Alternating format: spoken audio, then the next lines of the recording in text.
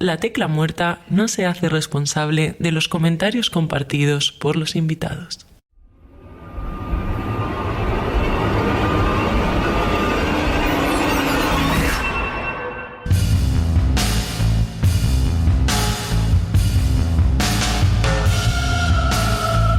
Bienvenidos. Las luces están apagadas y las velas encendidas, porque comienza La Tecla Muerta. Un espacio dirigido y presentado por Jorge Sánchez.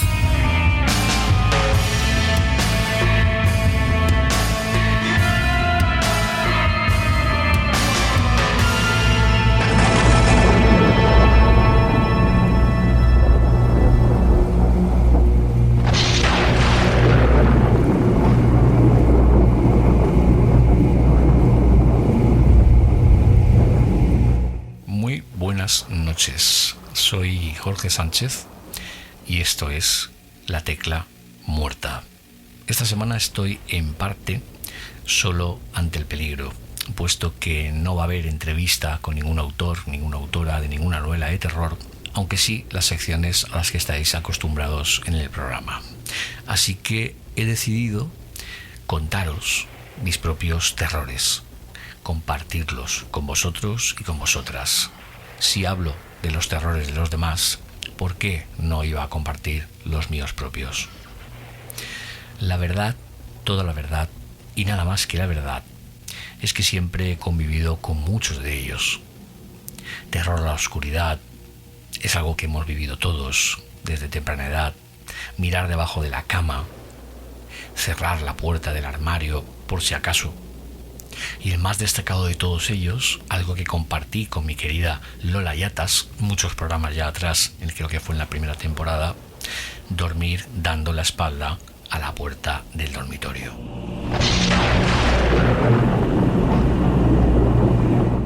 La Tecla Muerta.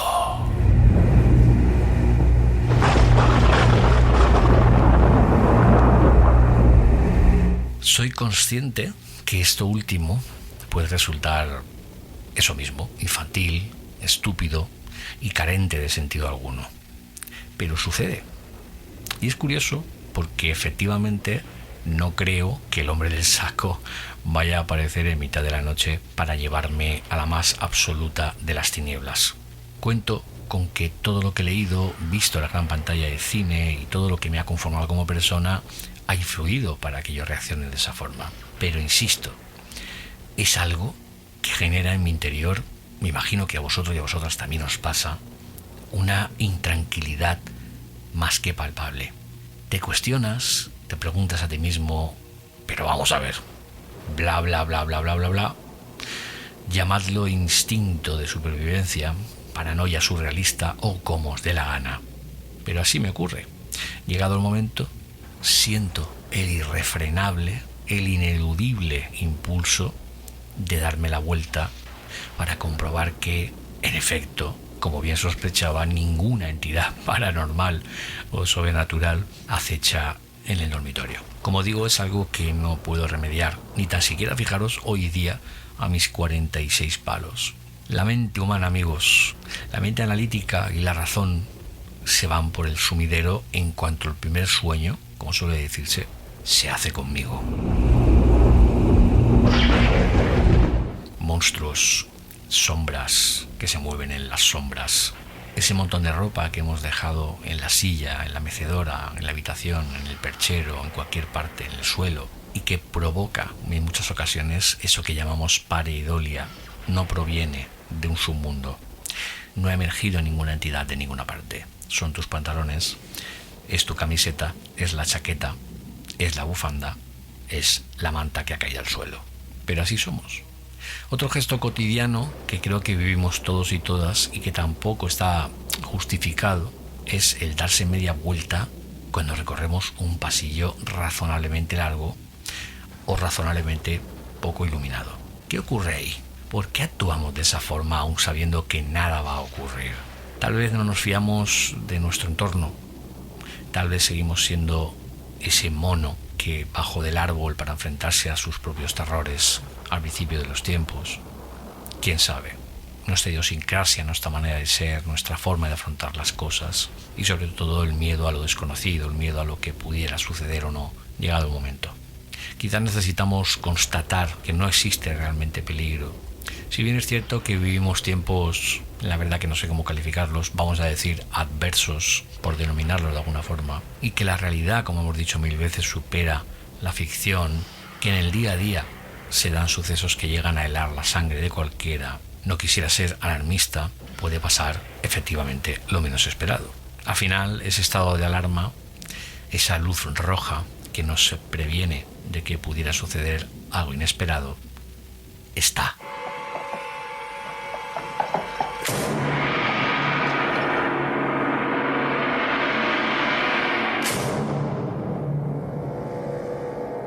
Hola, Dani.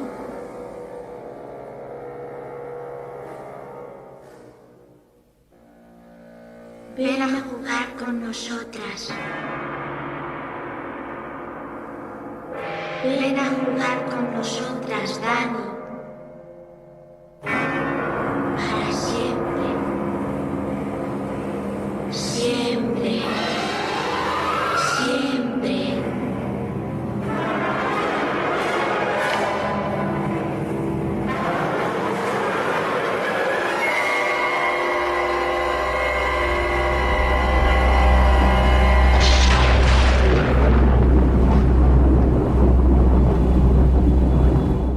Estás escuchando La Tecla Muerta con Jorge Sánchez.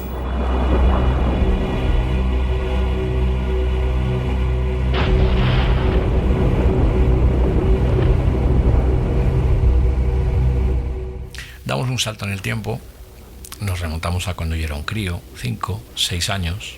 Yo nací en el 77. Recuerdo que cuando iba a la playa con mi madre resultaba, muy difícil o prácticamente imposible darme un baño en el mar totalmente tranquilo. Bajo mis pies, agua y arena, nada más. Pero lo cierto es que aquello que no podemos ver o controlar, como decíamos, nos altera, nos descoloca, nos mueve de nuestro lugar de confort, nos pone en guardia, nos aterroriza. En mi caso, de nuevo, el fondo del mar, lo que puedo sentir pero no puedo ver, me ponía y me pone todavía la piel de gallina. De nuevo la respuesta es clara, no hay nada más que agua y arena. No hay manos diabólicas que te vayan a llevar a lo más hondo del océano engullido por alguna criatura desconocida. Y es cierto que en este sentido tengo que confesar que, como a todos y a todas, me imagino que os sucederá, la película Tiburón de Steven Spielberg tuvo mucha culpa a la hora incluso de presentir desde la imaginación de subconsciente que un escualo de dientes puntiagudos o vete tú a saber el qué acabaría con nosotros o acabará con nosotros en cuestión de segundos, desmembrados, desangrados y devorados con saña y hambre de carne humana. Pero en mi caso no hizo falta recurrir a Steven Spielberg. El hecho de no saber qué hay debajo de mis pies ya generó y lo sigue haciendo a día de hoy. Bueno, vamos a dejarlo en cierta intranquilidad. Y luego la vida es paradójica. Pasaron los años y fijaros que incluso llegué a practicar el surf durante algún tiempo, sin estar pendiente en ningún momento y para nada en absoluto de ese tipo de temores. Disfrutaba el momento, surfeaba las olas, no estaba preocupado en ningún caso por todo esto que hemos comentado. Esa franja de mi vida fue maravillosa porque pude hacer frente a ese temor, olvidándolo de hecho casi hasta por completo. Pero parece ser que de nuevo somos como somos, nos vamos haciendo mayores, que parece una excusa, pero al final nos pasa de nuevo a todos y a todas, y algunos terrores vuelven a aparecer, vuelven por nosotros. Y hoy día, y permitidme la broma, como no sea una playa de agua cristalina o en algún lugar de poca profundidad, ya os digo yo que no contéis conmigo para daros un remojón.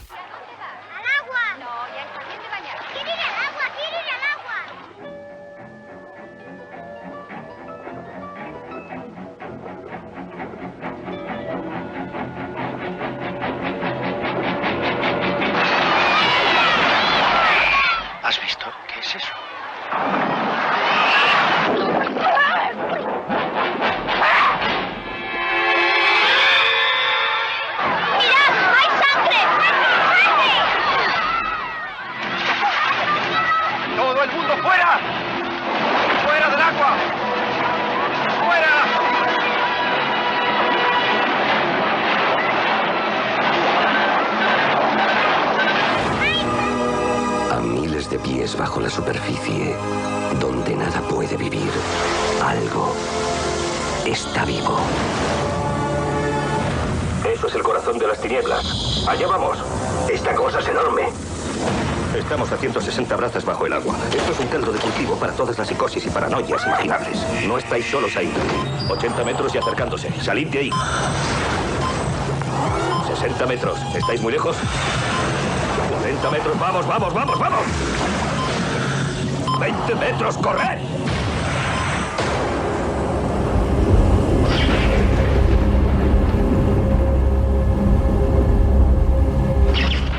La tecla muerta.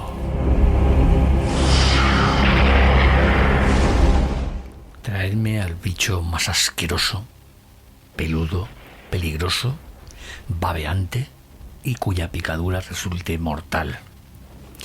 Serpientes, sapos, gusanos. Ninguno de ellos me genera tanta repugnancia, tanta dentera y tanto terror como lo hacen las cucarachas. Aunque sí transmiten enfermedades y su picadura no pasa del enrojecimiento, el hinchazón de la piel, llegan a provocar en gran parte de la población auténticas fobias. Es la denominada blatofobia, un tipo de entomofobia, es decir, miedo a los insectos, y estoy leyendo literalmente la definición, que hace referencia a un miedo irracional y desproporcionado a este tipo de bichos dentro de lo que se llama un trastorno de ansiedad. Mi pavor en este caso no llega hasta ese punto tan extremo, pero os aseguro que no puedo ni verlas. Son rápidas y escurridizas. Se desconoce el número, la cantidad de cucarachas que habitan la Tierra, pero sí se sabe a ciencia cierta que hay la friolera de más de 4.000, repito, 4.000 especies diferentes, aunque según aducen los expertos, tan solo 3 resultan comunes, entre comillas, aquí en Europa. Llevan más de agarrar los machos 200 millones de años sobre el planeta, y que por ello su evolución, palabras de la ciencia, parece haber tocado techo biológicamente. Estas pequeñas hijas de Satanás, tomad nota, figuran entre las mayores especialistas en supervivencia a nivel mundial. Serían, por datos genéticos, las únicas supervivientes en caso de una guerra atómica o nuclear sobre la faz de la Tierra. Por suerte vamos a escuchar, y digo por suerte porque no recomiendo que veáis las imágenes para los que padezcáis esta fobia o este pavor a estos bichos, porque las imágenes son tremendamente repugnantes. Un fragmento del irrepetible episodio de la saga Creepshow, titulado, allá por los años 80, Trepan por tu cuerpo. En él, el encargado de mantenimiento de un edificio de Nueva York, acostumbrado a machacar y a acabar con ellas de cualquier forma, spray en mano, una noche de tormenta en la que la luz y los aparatos eléctricos fallan, es asediado por un auténtico ejército de cucarachas. La imagen final, repulsiva donde las haya, presenta al protagonista del capítulo en cuestión, muerto, tumbado en el suelo. De su boca, de sus oídos y otras partes del cuerpo que parecen quebrarse, romperse, desgajarse, surgen, emanan cientos de miles de ellas correteando victoriosas, como si de un ensañamiento personal se hubiera tratado. ¿Qué demonios? Otro maldito apagón. Infelices, alimañas. ¡Malditas cucarachas! Son esas malditas alimañas infelices. ¡Las voy a matar a todas! ¡Infelices cucarachas! ¡Las voy a matar! Todo el mundo tiene miedo esta noche y no tengo tiempo para idioteces. No entiende. Tengo muchas cucarachas. Las más grandes que he visto en mi vida. ¡Tiene que quitármelas! ¡Tiene que quitármelas! En una noche tranquila podríamos atenderlo, pero no es una noche tranquila y no tenemos tiempo para ese tipo de cosas. Yo soy Opson Pratt. ¡Opson Pratt! No van a entrar aquí. Jamás. Dígame. Maldito monstruo. Ojalá se muera. Ojalá se muera. Ojalá se muera.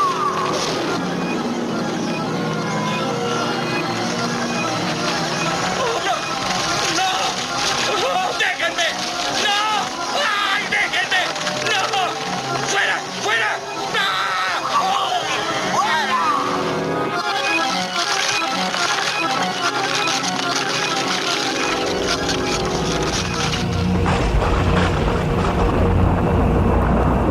Estás escuchando La Tecla Muerta con Jorge Sánchez.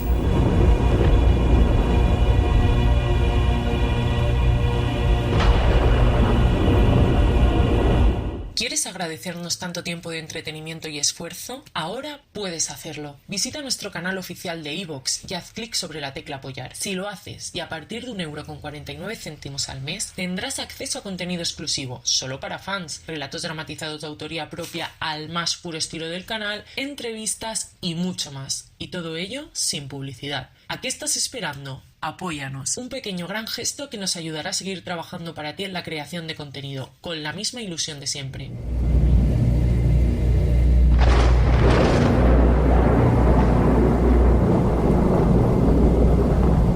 Otro terror que quiero compartir con vosotros, que para la mayoría de los seres humanos, como se decía en latín, es oro, es el silencio. Para muchos en él se encuentra la paz, el sosiego, el yo interior, la espiritualidad. Antaño, como narraba Humberto Eco en El nombre de la rosa, en aquellos lugares dedicados a la fe, alejados, y bajo la expresión, de la mano de Dios, la sabiduría y también la iluminación. Pero extrapolado a determinados lugares, marcados por la historia y el dolor, ese mutismo sobrecoge. Paredes con pintura desconchada, humedades, techos caídos y suelos agujereados, puertas vencidas e hinchadas por el constante discurrir del agua. Son en su mayoría perfectos para rodar una película de terror. Pero lo que a un servidor le estremece, y le estremece de verdad, no es el morbo y la imaginación de un supuesto mundo paranormal en esos entornos, sino el recuerdo certero de quien allí habitó. Cuando uno deambula despacio por los pasillos de estos emplazamientos, con la mirada absorta en todos los detalles, piensa en las familias, en las personas que en su momento rieron, pero también lloraron entre sus muros, que vivieron la vida con sus más y con sus menos, allí mismo, mucho antes incluso de que uno naciera. Lugares marcados por un motivo o por otro, momentos, como decía el replicante en Blade Runner, que se perderán en el tiempo como lágrimas en la lluvia. Ese vestigio fantasmal, etérico, del paso del tiempo, ese esqueleto de hormigón olvidado, donde la maleza ha invadido cada rincón. Eso me da cierto terror. Ver cómo el paso del tiempo en sí mismo acaba por soterrar para siempre lo que una vez brilló con vida propia y que hoy día reside entre penumbras y miradas indiscretas. Hoy son víctimas de visitas inesperadas y de curiosos que buscan vivir esas emociones en una noche de tedio. Son zonas muertas, rodeadas de vida, pero muertas en cierto sentido.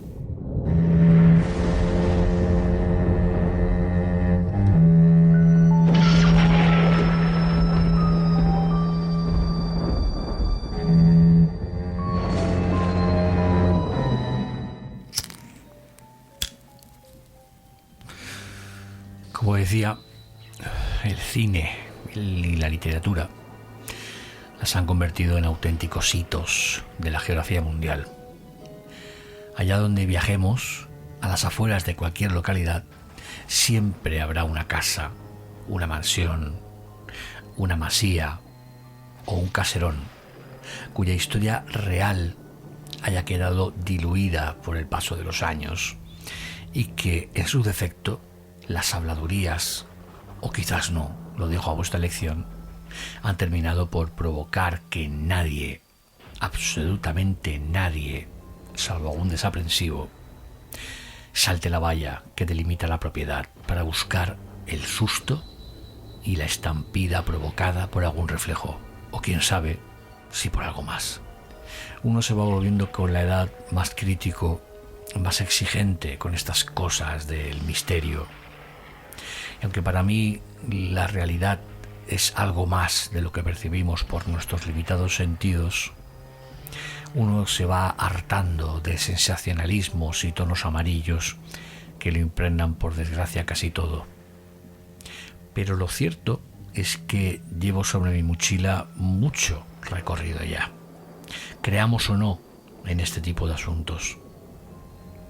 Debo reconocer que, creencias aparte, sugestividad y un larguísimo etcétera, estas visitas, estos recorridos, acojonan a cualquiera en determinados momentos. No quería entrar por esta puerta, pero ya que lo he hecho, por citar algunos de estos lugares, y que conste que lo hago con cierto y sano escepticismo y a sabiendas de falsas historias, farsas, malinterpretaciones y demás añadidos que queráis poner: Casa de América, antiguo Palacio de Linares en Madrid; Cortijo Jurado, Málaga; Preventorio de Aguas de Busot, Alicante; antiguo pueblo de Ochate, Burgos; Guamba, el osario de huesos humanos en Valladolid.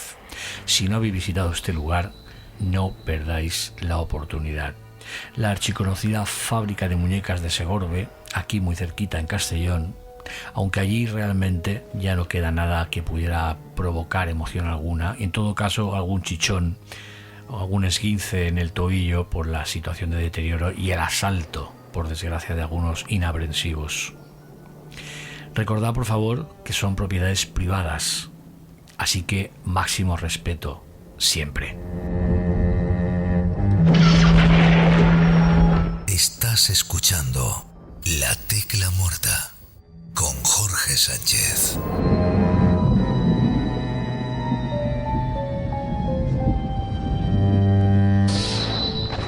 Viejo pueblo de Belchite, Zaragoza; Hospital de Tarrasa, Barcelona.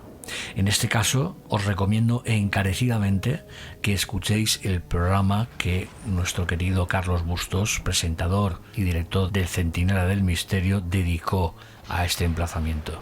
La Casa de las 7 Chimeneas, de nuevo Madrid, capital. Y un último, pero no por ello menos importante, todo lo contrario, la isla de Pedrosa, Cantabria, antiguamente denominada Isla de la Astilla, Pontejos, Bahía de Santander. Cada cual, como dicen en Andalucía, que arrime la brasa a la sardina que más le guste. E insisto de nuevo, lo que me encoge el alma, y nunca mejor dicho, de estos sitios, son otras cosas.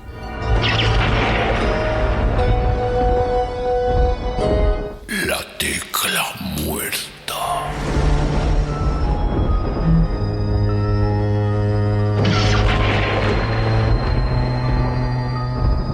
Bueno, pues no voy a desarrollar más temores propios, entre otras cosas por dos motivos. Primero, no tengo muchos más, por suerte, y el resto de ellos pues no son, que digamos, muy originales. Lo que sí que he querido hacer es contar de nuevo, por suerte, se lo agradezco muchísimo porque saca tiempo de donde no lo hay, como se suele decir, es tener aquí con nosotros a Pau Palau. Aunque él dice que su nombre le parece un trabalenguas, a mí me parece muy bonito. Pau, ¿qué tal? ¿Cómo estás? Pues aquí estamos, muy bien, la verdad.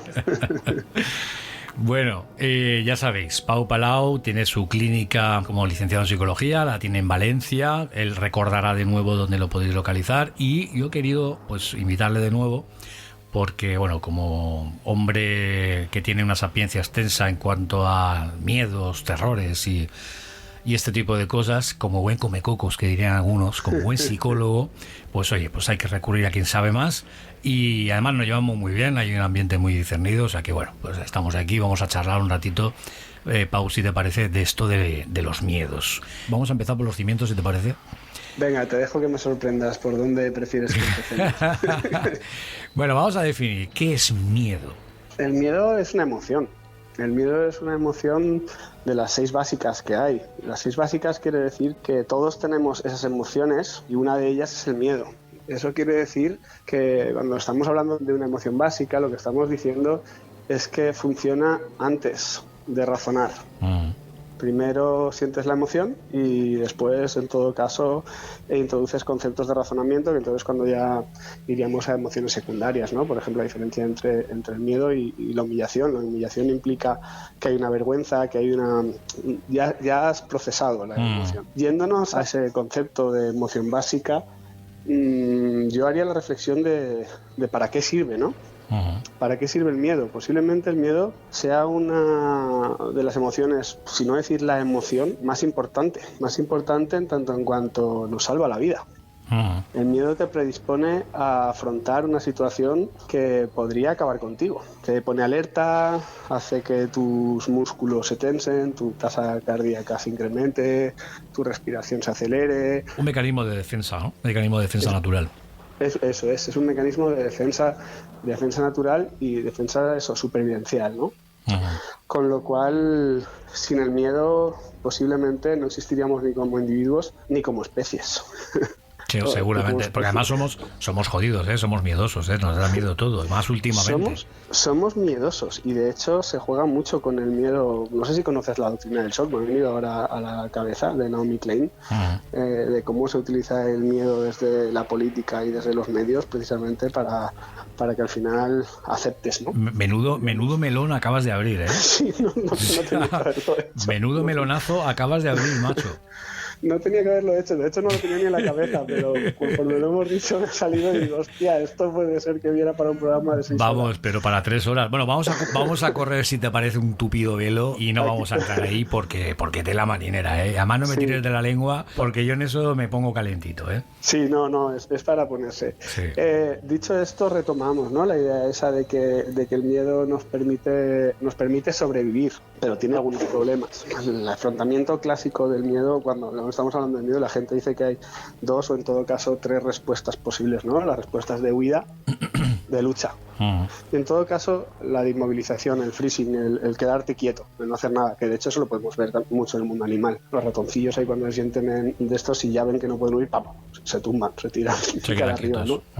Aquí me quedo. Si te fijas, cuando te estoy diciendo que funciona por debajo del nivel de la conciencia, eso tiene una explicación de rapidez. Tú imagínate que te tropiezas. ¿Tú piensas cómo pones las manos? Yo no, porque además soy un poco torpe, o sea que no. En todo caso pondría la cara o pondría la cabeza. Las pones como puedas y ya está.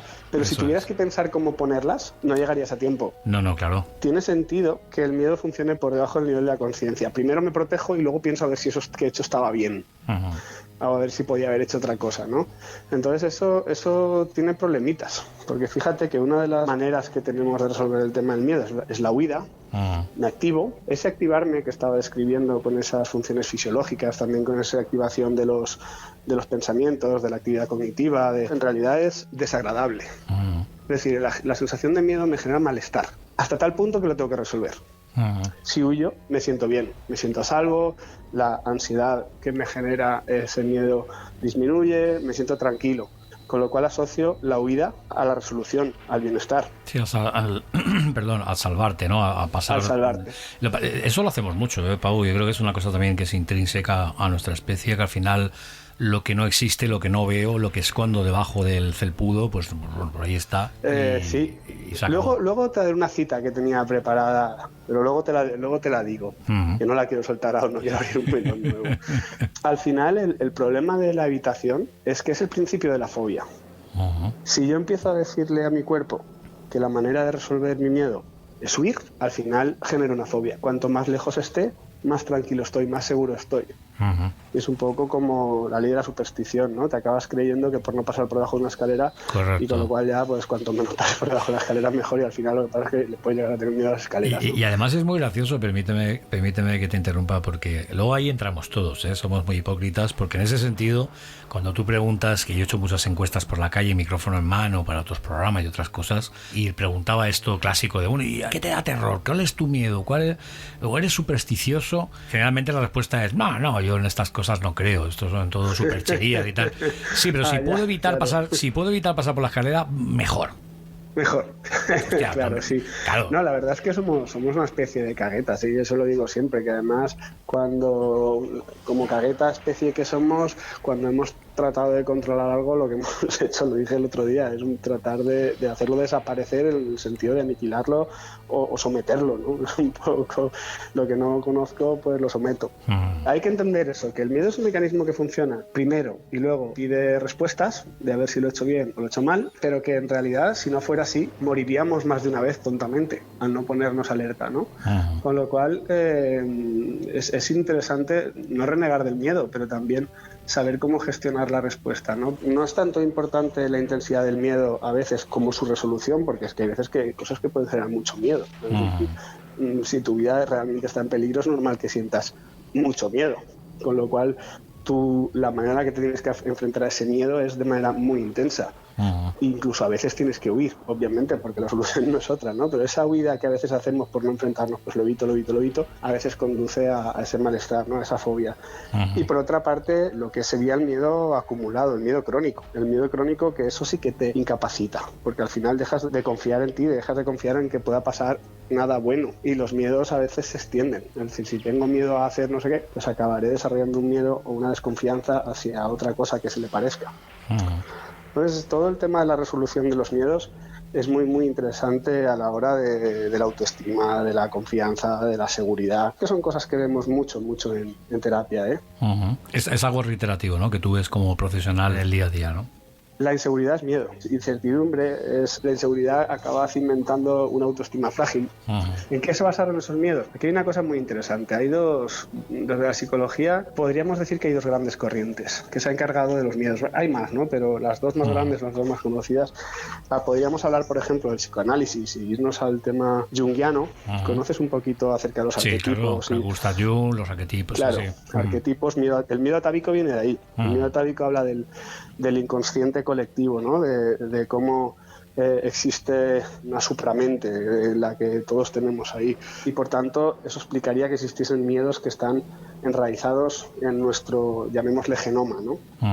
Y luego estaría, como siempre en psicología, que sale una corriente y dice una cosa, 10 años después sale una que dice todo lo contrario, y 10 años después o 20 años después mezclan un poco de cada una, ¿no?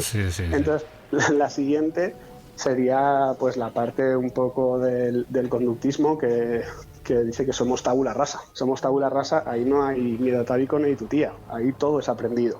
Si has tenido miedo no sé qué es porque te lo han inculcado en la cueva, o te lo han inculcado tus padres, o lo has visto porque has tenido una experiencia, con lo cual estarían esas dos grandes vertientes, ¿no? Yo aquí siempre, la verdad es que me he interesado bastante por el tema de los miedos atávicos en algunos momentos, y si te digo la verdad, según lo que leas, llegas a unas conclusiones u otras en el sentido de cuáles son, y ahí empiezas a darte cuenta de que según qué autor cojas o qué investigaciones cojas, cada uno describe unas diferentes, y sin embargo hay una cosa que me convence mucho a mí, y no es un psicólogo. Te sonará Lovecraft, claro. Hombre, claro. Pues este hombre tiene una cita que es maravillosa. La emoción más antigua y más intensa de la humanidad es el miedo. El miedo. Y el más antiguo y más intenso de los miedos es el miedo a lo desconocido. Estás escuchando La Tecla Muerta con Jorge Sánchez.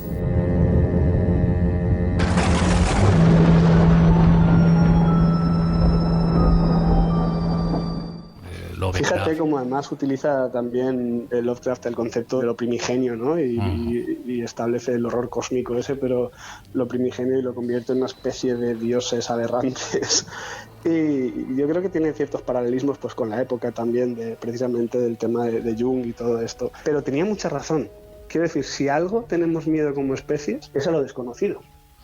Lo desconocido nos genera terror. Fíjate que la manera de resolver los miedos, la manera de resolver las fobias, es entrar en contacto con ello, lo que llamamos la desensibilización. Si la sensibilización es ir potenciando la fobia, potenciando tu miedo, huyendo cada vez más, la desensibilización consiste en acercarte progresivamente con una estrategia de prevención de respuesta para que te vayas calmando.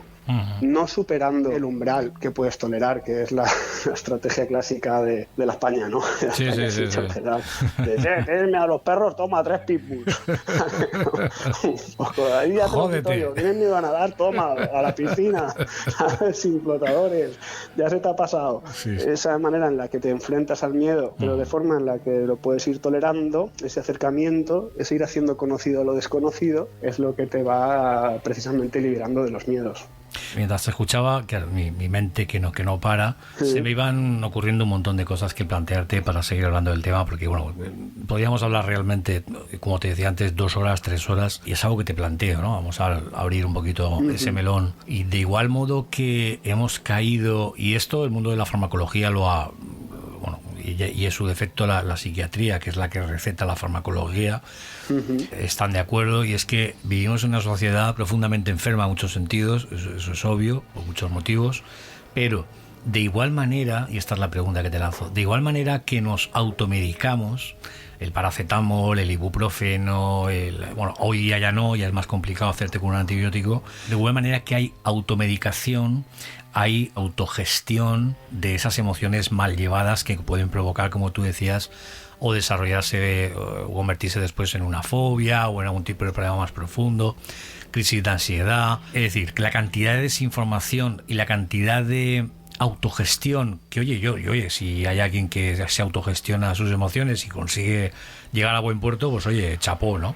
Pero yo creo que para eso estáis los psicólogos, para eso están los psiquiatras, para eso están los profesionales de la mente, y yo creo que es a lo que se tiene que recurrir. Con lo cual, pregunta, ¿crees que existe hoy en día una autogestión mal llevada de las emociones? ¿Autogestionamos mal nuestros miedos?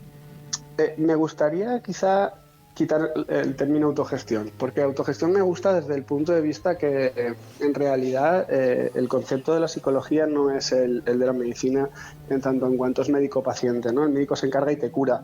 Por tanto, el concepto de autogestión desde el punto de vista de aprender a hacerlo y hacerlo por y para ti está bien, es correcto. Pero también has dicho algo muy correcto dentro de todo esto, que es ¿desde qué fuentes? ¿Desde quién? Claro, y ahí está la gran clave, ¿no? El diagnóstico por Wikipedia. Mira, ayer tuve un paciente que se obsesiona con las etiquetas. Necesita encontrar una palabra para qué le pasa todo el rato. Pero eso le genera muchos problemas.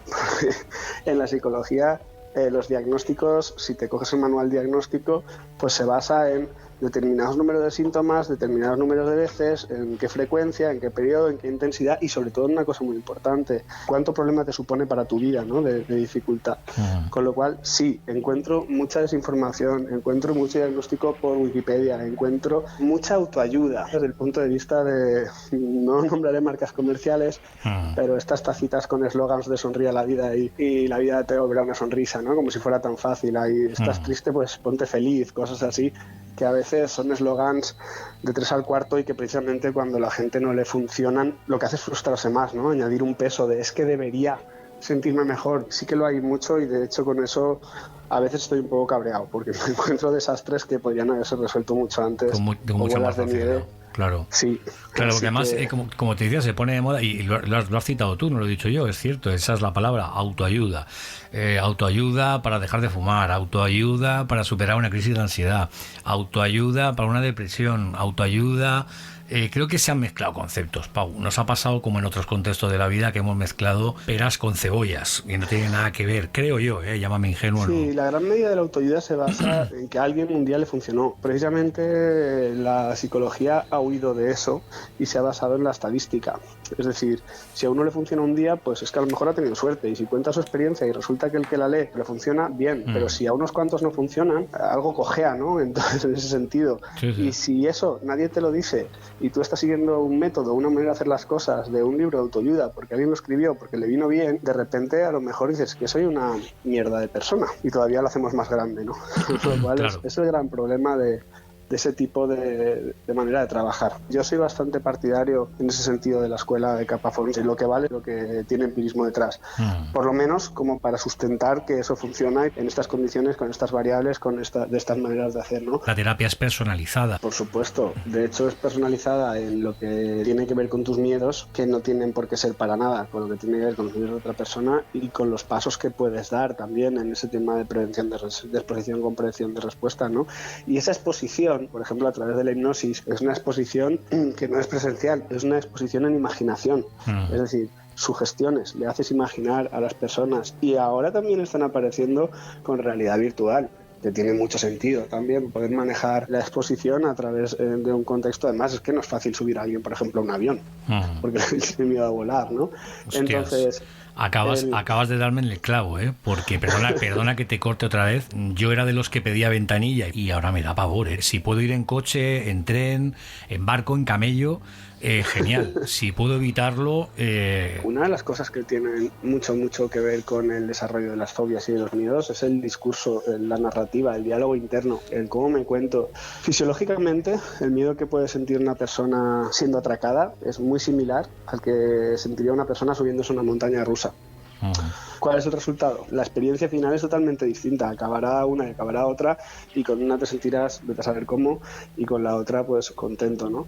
El ejemplo que pongo tantas veces del ruido por la noche, y que si en tu diálogo interno entra que ha sido el viento y ha tirado una cortina no sé qué, o si piensas que ha entrado alguien a casa.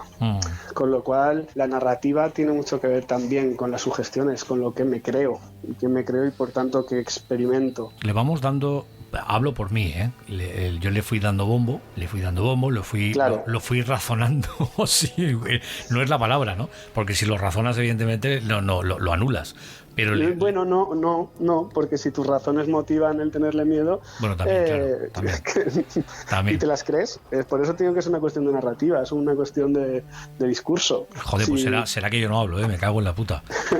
Sí, y te escuchas. Y pero me escucho mucho, quizás demasiado. Si ahí cogiste la línea que reforzaba el argumento, reforzaba la razón que tenías por tener miedo, pues ya la tenemos, ya está. Fíjate hasta qué punto estoy enfermo, que me acuerdo, yo estuve viviendo una temporada en Tenerife y recuerdo que cuando cogí el avión para salir de la península, recuerdo que dije, bueno, venga, va, no voy a pensarlo, dura poquito, es 1 hora y pico, nada, estoy allí, quitándole hierro, no seas gilipollas, ya tienes canas en los sobacos, vamos a pasar página, venga, va, no seas mamón. Pero fíjate que luego resulta que llego al aeropuerto y resulta que el avión que, bueno, allí sabes que hubo en el sur, hay 2 aeropuertos en Tenerife, uno en el norte y otro en el sur. En el aeropuerto del sur, quiero recordar que fue allí, sucedió una de las catástrofes aéreas más jodidas que hemos vivido en la historia de la aviación en España. Un avión que despegaba y otro que aterrizaba chocaron y sí, una auténtica barbaridad. El accidente de los rodeos, no sé, el de los rodeos creo que era el del sur, correctamente.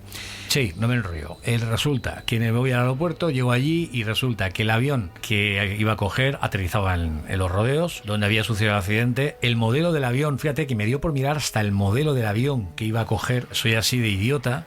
Y resulta que era el mismo modelo que tuvo el accidente. Y además fue en el 77, que para más cojones, con perdón, fue el año que yo nací. O sea, imagínate cómo iba yo en ese vuelo, que me tuve que, no sé lo que tomé, pero vamos, llegué y besé el suelo. Aquí hay varias cosas que se muestran, ¿no? La profecía autocumplida, por ejemplo. La profecía autocumplida dice que si crees que algo va a pasar, acabará pasando. No lo pruebes con la lotería, que no funciona. Yo lo he intentado y eso nunca me ha salido. Bueno, esto es como lo de la ley de Murphy, ¿no? Si algo tiene que pasar, pasará.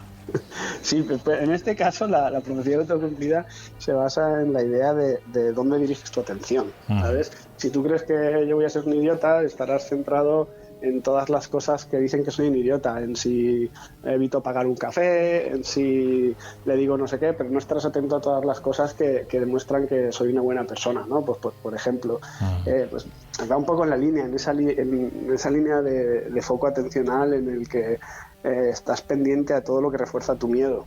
Y claro, es que eso refuerza tu miedo, y es que al final acabas ya no hay ni siquiera hace falta un objeto de miedo, no hace falta que veas el avión, solo hace falta que en tu mente aparezca la idea de avión, la idea de volar, con lo cual acabas teniéndole miedo a tu pensamiento, no a la situación ni siquiera, ¿no? Sí. Es el miedo sin objeto que define la ansiedad así, ¿no? El miedo sin objeto. Además, luego es muy difícil, entiendo que será muy difícil, retomando esto de los miedos que te comentaba a micrófono cerrado que había tocado al principio del programa, ¿no? Que eran personales, pero que otras eran muy comunes. Es muy difícil, imagino yo, el escapar de la influencia ambiental, de la influencia literaria, de la influencia cinematográfica, de todo lo que nos ha conformado al final, esas estructuras, ¿no? En el subconsciente, de esas cosas. Totalmente. Es difícil escapar porque en cierta manera es atractivo o adictivo, ¿no? Por eso el género de terror o el género de miedo, de literatura fantástica un poco enfocada al miedo, literatura cinematografía, tiene tantos adeptos porque te hace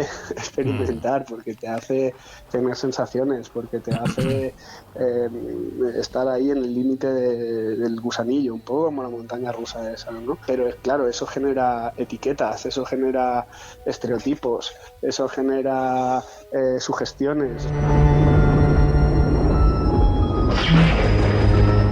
La tecla muerta.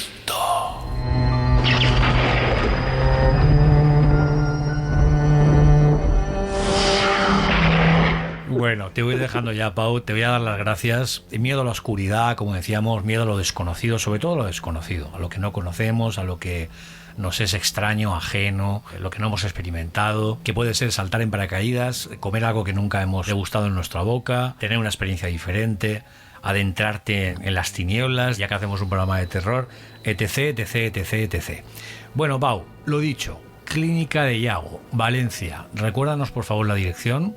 Avenida Constitución 114, ahí estamos. Bueno, pues ahí tenéis a Clínica de Yago, a Pau Palau, una persona tan maravillosa que hay detrás. Te mando un abrazo fortísimo y de nuevo te agradezco de verdad de corazón que saques tiempo donde no lo tienes. Te dejo que cenes y nos vemos pues cuando te dé la gana. Pues será pronto. Es muy entretenido hablar contigo, la verdad, y razonar, y como tú dices, estas conversaciones de amigos quedan mucho de sí. Exactamente. Te mando un abrazo yo también. Oye, y hablando de abrazos, y antes de terminar, vamos a mandarle un abrazo en conjunto tú y yo a nuestro querido amigo Arthur. Porque, lo estaba pensando, claro, no me jodas. Habrá que nombrar el miedo a bajar ríos o alguna cosa así, porque precisamente Arthur es un tío, un piragüista que rema como un campeón y siempre se menosprecia porque se atribuye miedos ahí que yo no sé dónde lo saca. ¿Cómo lo quiero? Me cago en la leche. Bueno, Arthur, pues eso, desde aquí un abrazo. Bueno, Pau, nos vemos cuando tú quieras. Un abrazote. Muy bien, vale. Chao. Un saludo, hasta luego. Estás escuchando La Tecla Muerta con Jorge Sánchez.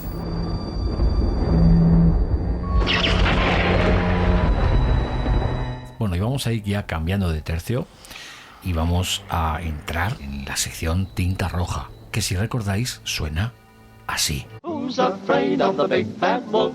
Big bad wolf, big bad wolf.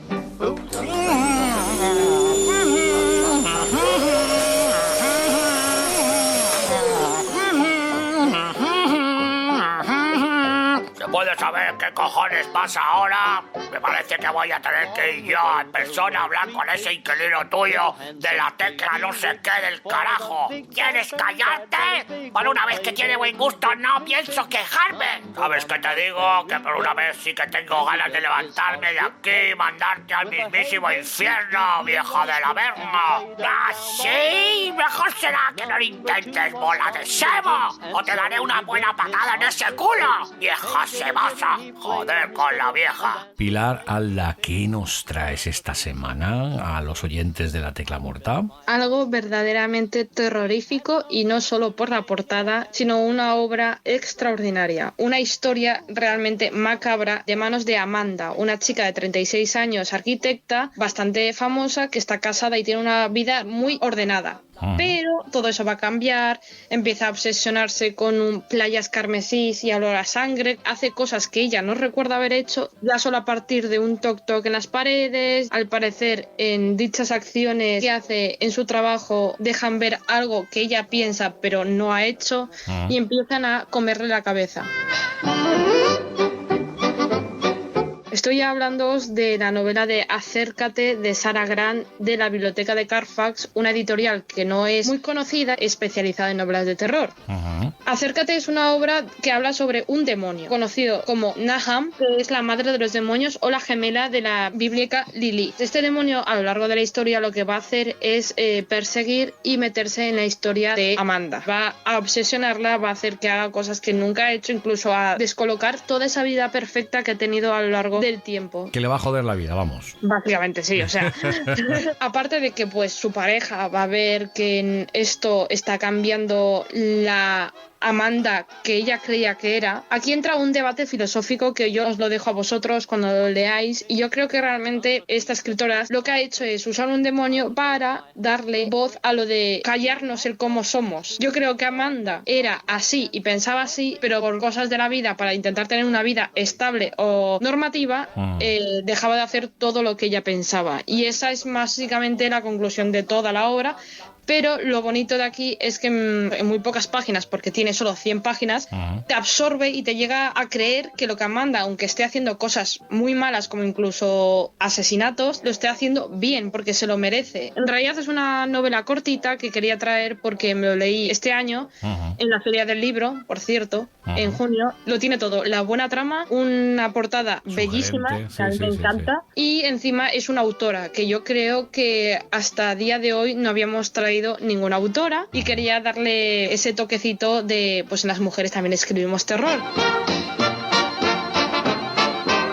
Os voy a hablar un poco de Sara, ¿vale? Y de dónde viene esto del cargo de los misterios. Aparte de que el demonio, pues es una mujer que tiene la semilla del diablo, tiene influencia de los crímenes reales, consigue remover dentro de lo que viene a ser la psicología de la mujer. Sara no solo es escritora, toda su vida se ha pasado siendo librera, camarera, pintora de casas, o sea, ha trabajado de muchísimas cosas, pero su verdadera pasión eran las novelas de terror. Ha publicado, por ejemplo, Saturn's Return to New York, es estadounidense. A España traducido, pues ha llegado desde el 2011 para adelante. Es una obra realmente maravillosa, no se sabe mucho tampoco de su vida. Tenemos y tenemos La ciudad de los muertos también, que es de la biblioteca de Carfax, un libro también maravilloso que me estoy leyendo. Yo creo que es el típico género para adentrarse en este Spooky Season. Todas las redes sociales está lleno de lo de Halloween. Pues para empezar yo creo que estaba muy bien. Típica posesión demoníaca, pero con toques ya más culturalmente de hoy en día, ¿sabes? O sea, algo más novedoso.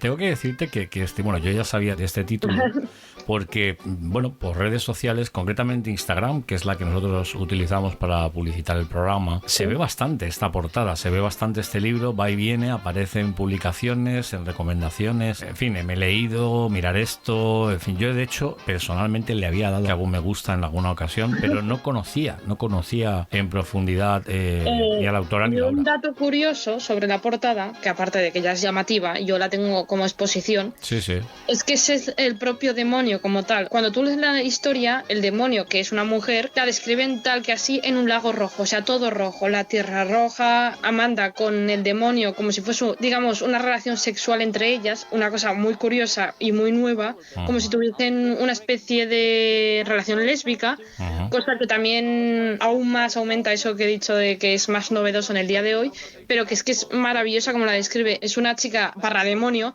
bastante atractiva, impresionante en pocas páginas lo que ha hecho. Y bueno, la biblioteca de Carfax está a punto de sacar nuevas novelas que ya las tengo en el carrito a la compra porque son maravillosas. Tiene muy buena pinta. Tenéis que leeros este libro. Yo creo que para comenzar bien. Está bien.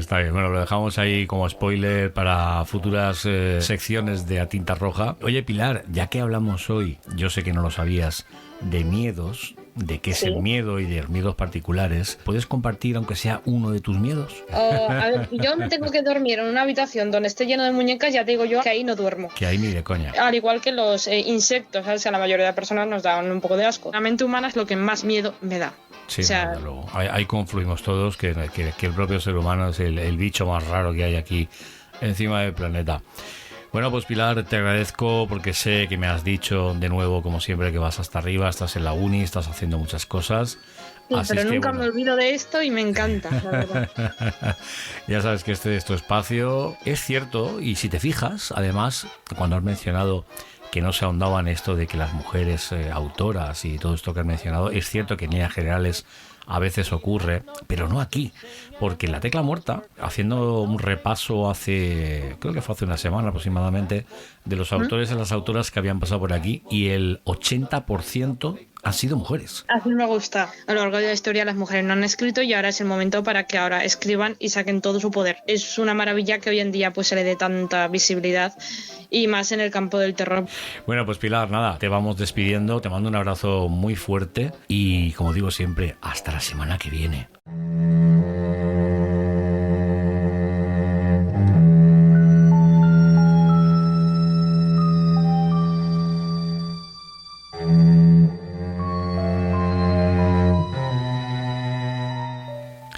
Miedos.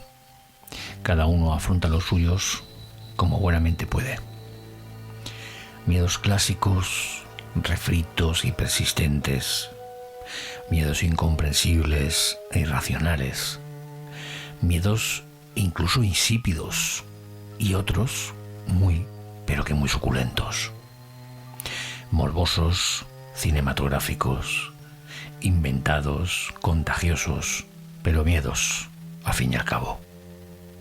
Miedo, sobre todo, como decía Pau, a lo que no conocemos, a lo que habita en la oscuridad más recóndita de nuestras mentes. Miedos inconfesables, miedos que nos paralizan, que provocan reacciones acongojantes. Usarlos, aprender de ellos, estrujarlos, ponerlos a prueba, porque dentro de cada uno de ellos habita la llave, la respuesta, el secreto. Sois mucho más valientes de lo que nunca habríais podido imaginar. Y sé que si os lo proponéis, podréis condenarlos al olvido, arrinconarlos en ese sótano polvoriento del que espero, y lo digo de corazón, jamás puedan regresar. Espero que el programa os haya gustado. Son exactamente ahora mismo las 2 de la madrugada del jueves 21 de septiembre de 2023. Y este que tenéis ante el micrófono se despide y os envía un fogonazo tremendo de luz para que iluminéis vuestros pasos entre la, en ocasiones en la vida, espesa y escalofriante niebla. Hasta la semana que viene. Abrazos y besos. Chao. I wanna be loved by you, just you, nobody else but you. ¿Es que no oyes el maldito teléfono, jodido gordiflán del demonio? Sí, ya lo oigo, saco de huesos y no pienso cogerlo. Maldita sea, contesta de una jodida vez o te aseguro que voy a ir ahí y te voy a dar una patada en ese culo putrefacto que tienes. Te aseguro, maldita vieja, que no pienso mover el trasero de la mecedora. Vuelta te quedará si no descuelgas de una vez. Te daré tal puntapié en tus posaderas que te harán de adorno de Navidad la bufanda. Saltará el contestador, ¿de acuerdo? Así que, ¿por qué no te callas y desapareces de una maldita vez? ¡Viejo ceboso! ¡Joder con la vieja! Uno es ya tan viejo que difícilmente puede evitar rastrear en el pasado más remoto e incluso olvidar el presente. Son tantas las películas que uno ha visto que encontrarse con una de la que no ha oído hablar o de la que oye hablar por primera vez le sorprende. También como historiador y crítico cinematográfico uno debe ejercer de pedagogo y enseñar a sus alumnos un poco de historia. Prometo pues que en próximos mensajes nos centraremos en nuestras más recientes muestras cinematográficas. Todos conocéis a Bela Lugosi, imagino, y posiblemente al personaje por el que será recordado. A lo mejor alguno ni conozcáis a Bela, pero hayáis oído hablar de él gracias a Tim Burton y Ed Wood. Pero no solo de Drácula vive el espectador. Lugosi tiene un montón de papeles brillantes en films como La Legión de los Hombres sin Alma, La Sombra de Frankenstein, La Isla de las Almas Perdidas, El Ladrón de Cadáveres o Satanás. Solo por citar algunas cintas recomendables para vuestro disfrute y de esos tiempos remotos. Hace muy poco, como decía, he descubierto una película de Lugosi que no conocía y que desde ya recomiendo. Algo muy bizarro y pasado de rosca, obviamente de argumento desconcertante y descabellado entre la serie B y la Z. El film fue dirigido por Wallace Fox en 1942. Un realizador todoterreno que llevó al cine más de 80 títulos de todos los géneros, dirigiendo sobre todo algún estimable film de terror protagonizado por Lugosi o Chaney Jr., dos de las estrellas de la época. El título de la película de la que hablo es Ladrón de Cuerpos, que no de cadáveres. Bela interpreta a un McDoctor sancionado y apartado por sus colegas por sus prácticas poco decentes, y aquí hago una parte. Creo que tras los inicios megalómanos del expresionismo y el Frankenstein, tenemos aquí claramente a uno de los prototipos de ese singular personaje caro al género, padre de los Orlov de hoy, el Mad Doctor. Pues este personaje, Bela, mantiene a su mujer joven, su mujer apodada la Condesa, realizándole transfusiones de sangre de jóvenes vírgenes a las que secuestra en el mismo altar, haciéndoles pasar por muertas al inocularles una sustancia de su propia invención en una de las flores de los ramos nupciales. Ahí queda eso. Como vemos, no se aleja pues mucho del tema tan querido para el propio Bela del vampirismo, por decirlo de algún modo.